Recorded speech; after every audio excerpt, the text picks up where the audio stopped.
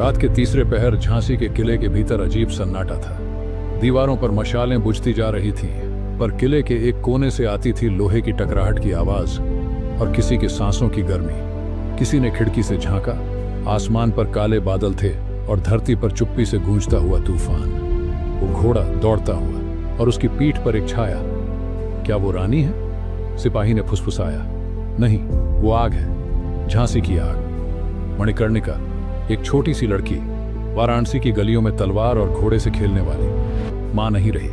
पिता ने उसे रानी की तरह पाला।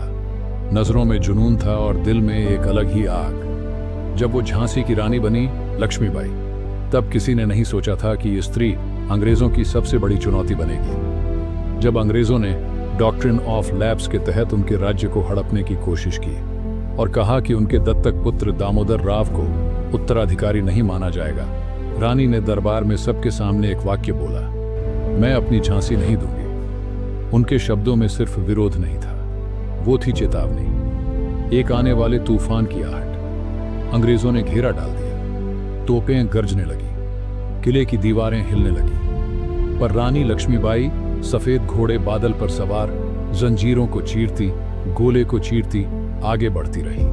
हर दिन उनके सैनिक गिरते, पर हर सैनिक की मौत के साथ रानी का जुनून और बढ़ता। एक रात जब एक सैनिक ने डरते हुए कहा, महारानी, हमारे पास अब कुछ ही सैनिक बचे हैं, तो रानी ने सिर्फ एक बात कही, शेरनी अकेली लड़ती है और जब वो दहाड़ती है तो जंगल कांपता है।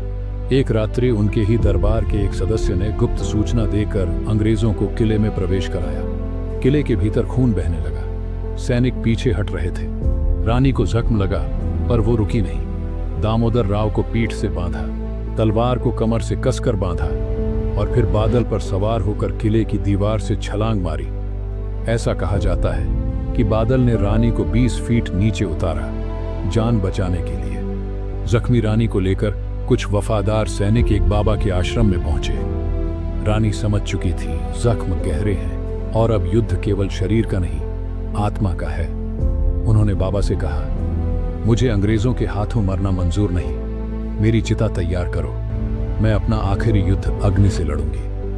अग्नि जलने लगी और झांसी की रानी ने उसमें प्रवेश कर लिया। आज भी झांसी की गलियों में बुजुर्ग कहते हैं, अगर रात को ध्यान से सुनो तो घोड़े की टापों की आवाज आती है और एक नारी की गर्जना, मैं अपनी झांसी नहीं दूंगी, अन्याय चाहे कितना भी बड़ा हो।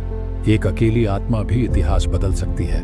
सच्ची शक्ति शस्त्र से नहीं, संकल्प से आती है। जब देश पर संकट हो तो हर स्त्री लक्ष्मीबाई बन सकती है।